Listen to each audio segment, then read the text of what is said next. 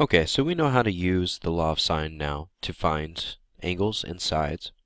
Today we're going to talk about something weird that might happen in certain circumstances with the law of sine. So this has to do with geometry and the congruence postulates, the triangle congruences.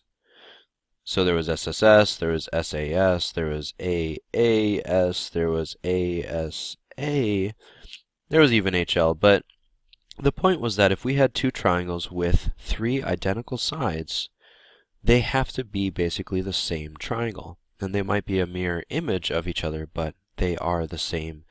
They have all the same sides and all the same angles. Same with side, angle, side. You also had this with the other configurations like angle, side, angle. It turns out that when you have that configuration, you know that you can't make any other triangle if you're given an angle, side, angle. You can only make one. So, example here, I have an angle I'm lining up with a side length, and I'm taking another angle, whoops, and I'm putting it along the side length here.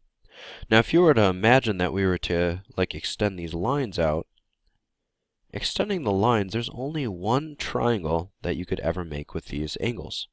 You might be able to flip it so that it's the other direction, but when you put the angles to the side, this is angle, side, angle, there's only one triangle that could happen. Now, there's one that doesn't work. It's the ASS, or SSA.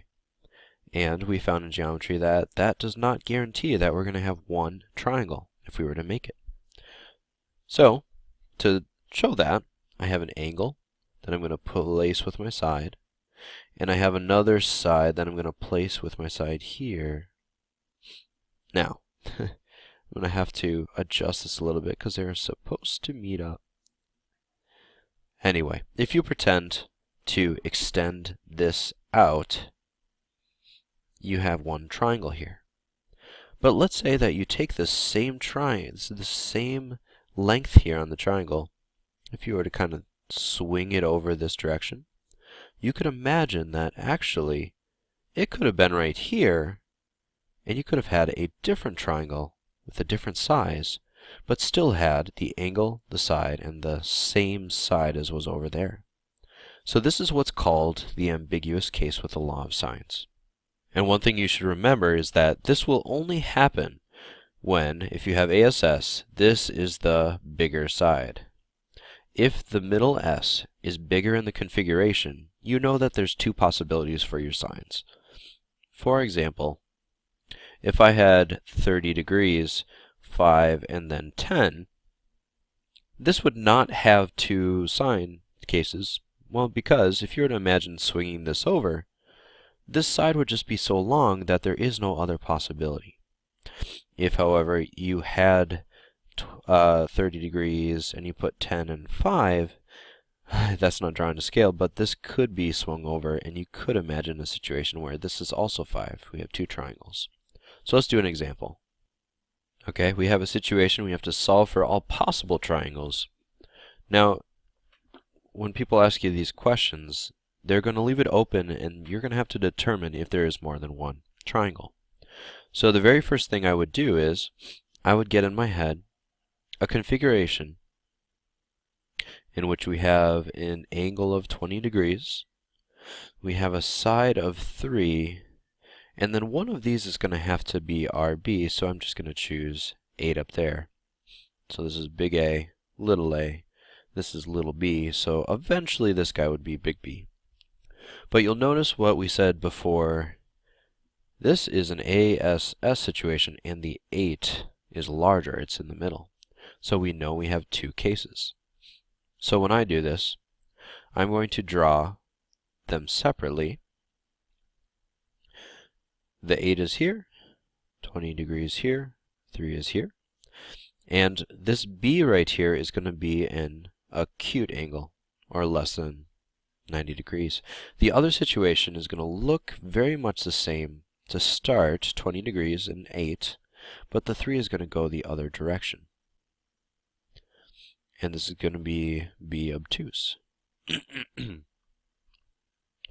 Okay, so let's start with the acute. That one's the easiest one. we're going to do sine of big B all over 8. Now, you guys know from yesterday how to solve this out. You multiply by 8, you do the sine inverse, and what I'm getting here is 65.8 degrees. Alright, so that's going to be now in this angle, and we do what we would normally do. We take 180, we subtract 20, we subtract 65.8, and that will find us the remaining angle. We have A, we have B, so C is going to be an angle of 94.2 degrees. Okay, and then we just have one more side to find. So the sine of 94.2 divided by x, and we can choose whatever other pairing we want. So I'm going to do sine 20 over 3. Here I'm going to cross multiply, divide by the lonely guy, and I'm getting an answer of x equals 8.7478. So this should be 748. And that would be the side right here. So we found this by first finding B, and then we found the remaining side. This is our little c. Alright, so now what in the world are we to do to find this version?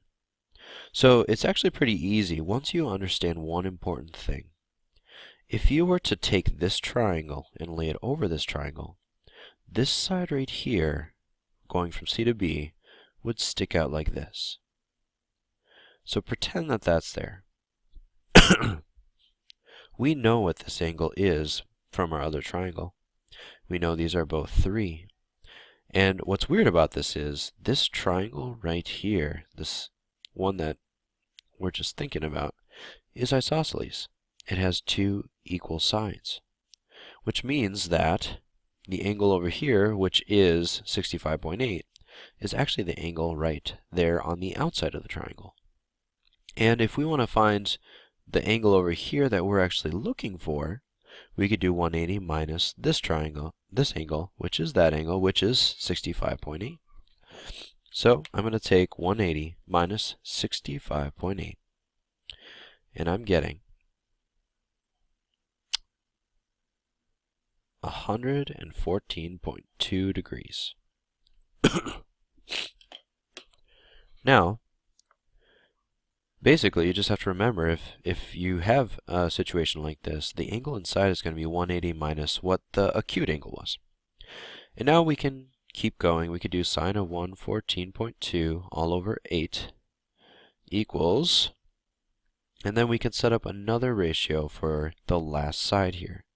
So, to find the angle that goes up here, I use my 180 rule. 180 minus 20 minus 114.2.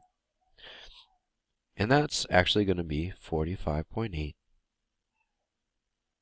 And I'm now using that because I want to find x, which is paired with it, which is corresponding to it. I'm going to multiply, divide by the lonely guy. Working all that out on my calculator, I get 6.288, which is the remaining side right there, which, if we're to keep our lettering, is our side C.